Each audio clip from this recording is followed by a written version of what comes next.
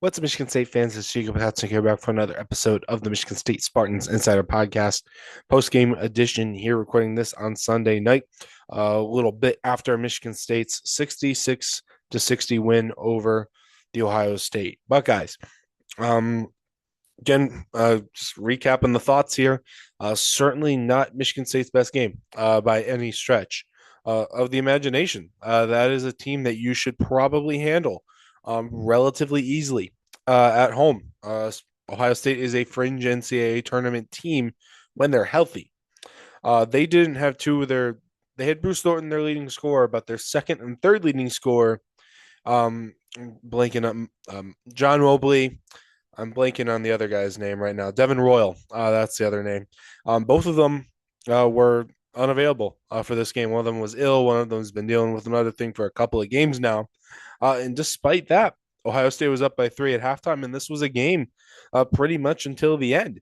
Uh, Again, there's warning signs here. You saw what Michigan State could look like when things are going well against UCLA, but they were hitting a lot of threes at a rate that they're not going to do every single game, and the threes didn't fall as much in this one. A more kind of average 3-point performance for the Spartans. Um, Honestly, they were lucky. Ohio State didn't hit more threes. Thought for the most part the perimeter defense was good, but still, 66 points against a not so great team, and your defense is able to bail you out and hold them to 60.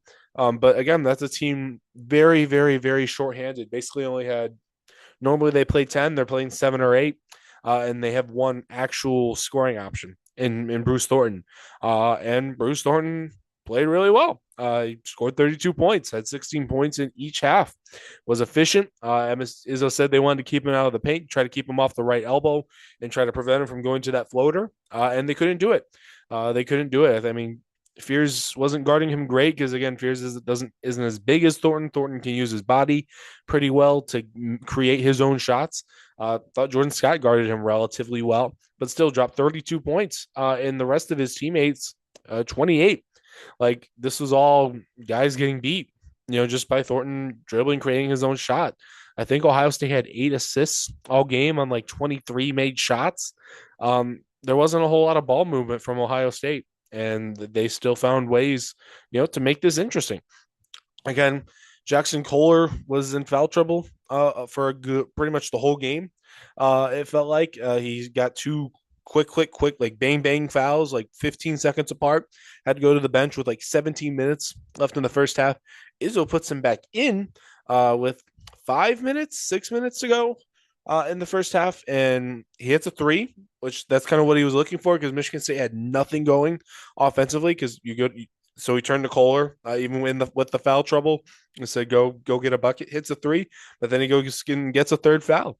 So, and eventually Kohler fouled out for the first time in his career in what is his second to last home game in a Michigan State uniform. So, kind of remarkable there. Only played 17 minutes. So, again, he still almost had a double double in this game, too. So, like, I do wonder what Kohler would have done if he had a full plate of minutes, if he played 30 minutes like he normally does, maybe into the low 30s. Maybe this game, it goes differently in that way when you have Kohler at the four more often rather than having to turn maybe to Cohen Carr at the four some more. Cam Ward got a healthy dose of minutes. McCullough got a couple of minutes as well in this game. If Kohler is in there more often, maybe MSU wins more comfortably, but, that's how it went. Big game for Cooper, though. He filled in some of the shoes offensively. Career high 20 points, 11 rebounds. Offensively, of course, you're fine with it, but Izzo definitely seemed to have some issues with some parts of Cooper's defense. I might have to rewatch the game before I can myself comment on that. But Izzo, someone asked, you're like, hey, Cooper 20 and 11, what'd you like? And Izzo me was like, yeah, his defense wasn't great. This was about as downtrodden of a locker room after a win as I've seen. A couple of years doing, a couple really one full season doing this, a couple other games here and there. But after a win, that's about as downtrodden of a locker room as I've seen. Limited ish sample size, but guys were not happy. Like Cooper didn't seem happy. I talked to Fears. He didn't really. He didn't seem very happy either. Izzo, you would have thought MSU lost going off Izzo's press conference. He started out like sarcastically being like, "My guys did great, nothing went wrong." Like you said, Ohio State played better. Like that's like kind of the rehearsed language. Like they did better. Credit to them. Like that's the rehearsed language for a coach when his team loses. But Izzo was doing this after a win, so just kind of weird on that one as well. Just something. But again, like, is this a team? Like, it makes sense though. It does make sense. I understand why he might go that direction because you've got a game against number 7 Purdue on the road coming up next. You play like you did here in front of a friendly crowd, in front of a home crowd, against a team that's not that good, a team that may make the tournament, but probably not. Maybe. I mean, it depends on where you look as far as the bracket projections go. But if you go and play like that at Purdue, it's going to get ugly. It's going to get really, really ugly. March 8th, you go and play like that at Michigan, it's going to get ugly. It's going to get pretty. If you go and play that at Indiana, I would say it's going to get ugly, but you're not going to win. Rutgers, you can get away with it at home.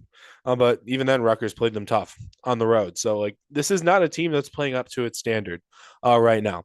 Again, the UCLA game, things went great, but it wasn't the most sustainable performance of all time because they shot 50 something percent from three. You're just not going to do that every single game. And also, UCLA just did not play well at all. I mean, they proved that they went and beat Indiana, came back from 23.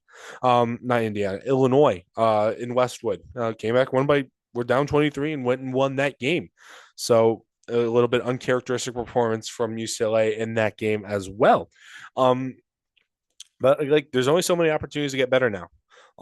And something, they got to find a way to flip a switch here because this is not a team that I buy is playing its best basketball heading into March. Purdue is the last game of February. They start March with a game at Indiana. So again, this Izzo has made a career out of peaking at the right time, playing his team playing its best basketball at March, but this doesn't seem like the team. Like there's been stretches of this season where Michigan State has looked like a better basketball team. Again, part of it, you're still dealing with Ugochukwu being out. Fierce has to play so many minutes. I don't necessarily buy though that's the sole reason. Of course, though, because again, shooting is getting inconsistent. Kohler's three-pointer isn't going down as much as it used to be. He was shooting 50 something odd percent right now, and now it's down to 40%. Again, still Jordan Sky is becoming more consistent at the two, but you're not getting the guys behind him stepping up either. And again, it's that narrow path that Izzo likes to talk about. They're not following that narrow path on a very consistent basis on where these certain things need to go right in order for certain things to happen for you to play at the level that they want to play. Because there's holes in this roster. Like there's not enough shooting. Fears is the only true creator on this roster. Again, it kind of goes down to that. There's one true engine of this offense who can go get you a bucket, can create his own shot, can distribute to others. It all goes through Jeremy Fears offensively. And then there's not enough shooting as well. That's another. The offense really is just not big enough for you to truly be dreaming of national championship. For you to truly be dreaming, you can dream of Final Four with this team, but I don't buy like the way that they're playing right now. I don't know if you can see them beating four. Okay, we can skip past probably like the 13 seed. We can assume, I guess, that they get past them, but it's not all. 13 seeds beat fours, like that can happen. But I don't know if you're going to be able to beat the 5 seed and then you're going to beat the 1 seed, whether that's like Arizona or I'm trying to think. Like you're not going to get the same one as Michigan, Duke. They like to put Duke and Michigan State together. Are you going to beat Duke? I mean, Duke already beat you at the Breslin Center while you were playing pretty good on one of the better points of the season. And then are you going to probably beat a 2 seed in the Elite Eight? I don't know if I buy that. I don't. There's points in the season where I would buy that, but not right now. So again, you've got 4 games to figure it out. Then you have the Big Ten tournament. There's plenty of time to change my mind on that way. I know they're not thinking of me when they're trying to improve, but that's kind of where I stand on this thing. Of course, I can see this team going to a Sweet 16. I can probably see this team going to an Elite Eight, but a Final Four banner up in the Breslin Center would kind of surprise me right now for next season. So Yeah, but this is, I mean, just not a really great performance from them tonight. They won, they got away with it, but they're not going to get away with it really any at all any longer. You can get away with it at Rutgers, like sure, whatever.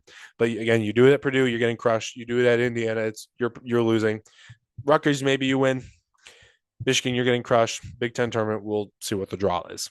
So, but again, you play Duke, you play like that, it's gonna be bad. So, yeah, that kind of sums up some of my thoughts. Again, pretty simple.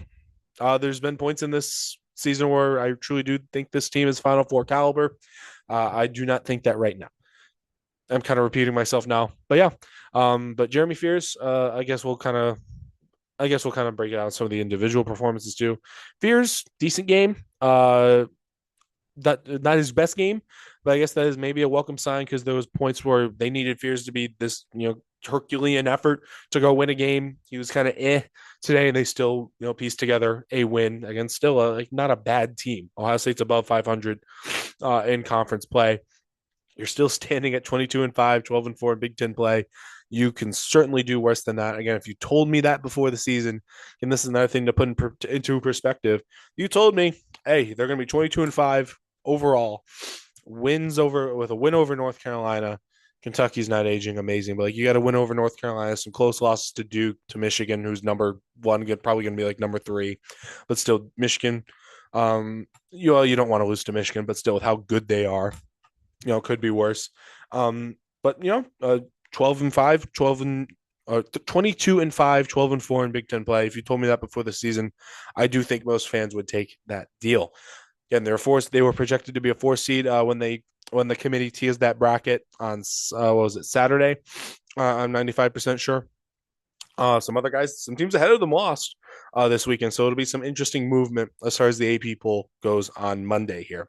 But yeah, that's kind of all I got for you guys. There'll be plenty of written content on this game at SpartanNation.com and Michigan State Spartans on SI. Whether there'll be stuff on basketball, there'll be stuff on football. Spring ball is closer than you think. Hockey is getting closer to a Big Ten championship. We'll see if they're able to lock that up. Maybe it could be as soon as next weekend against Ohio State. They might have to go and finish it off in Minnesota the weekend after that. There'll be plenty of stuff there at SpartanNation.com and at Michigan State Spartans SI. Thank you for watching or listening, whether you're on YouTube right here or Spotify or Apple Music. Thank you very, very much. Once again, though, I'm Jacob Katzanika. I'll see you guys around.